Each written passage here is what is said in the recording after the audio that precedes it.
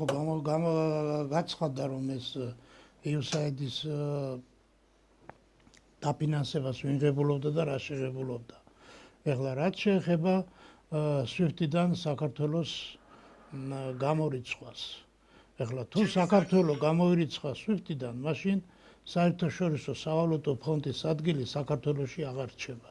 ესე იგი გამოდის რომ სოფლიო საბანკო სისტემა თვითიზოლაციას აკეთებს საქართველოს SWIFT-ის პროგრამიდან ამორიცხვით, თუმანეს განახორციელა.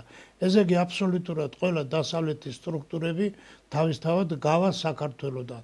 ამას ერთგვარად აქვს უარყოფითი, მაგრამ უფრო მეტი დადებითი მნიშვნელობა აქვს, იმიტომ რომ ის რაც ქართულ ეკონომიკაში და სოფლის მეურნეობაში ხდება, ეს ყველაფერი მოდის საერთაშორისო სავალუტო ფონდის.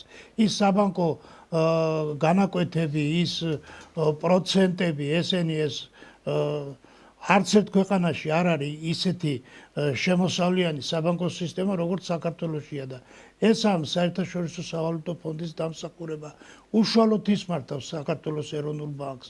იქაური მითითებებით, იქიდან წამოსული მითითებებით იმართება ეროვნული ბანკი და ეს საპროცენტო განაკვეთებიც კიდევ იმრე მაგათი დაწესებულია.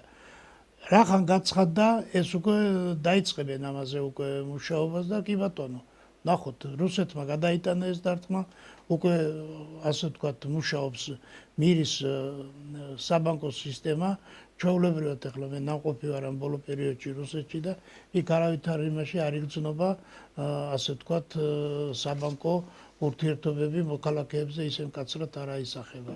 ეხლა რაც შეეხება ჩვენს ემიგრანტებს, კი ბატონო, გართულდება ეს თანხების გადმორიცხვა, მაგრამ ამის გზები მოინახება, არის მომენტალური გადარიცხვის პროგრამები და მოხდება იქიდან გადარიცხვა. ახლა დიდი არაფერი ტარიფებში სხვაობა არ არის. რაც შეეხება საქართველოს ევროკავშირზე ასე ვთქვათ მიმავალ გზაზე საკითხს.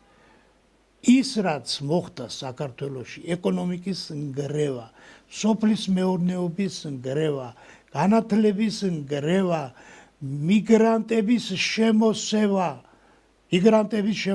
ეს ყველაფერი არის ევროპასთან ასოცირების ხელშეკრულების შედეგი.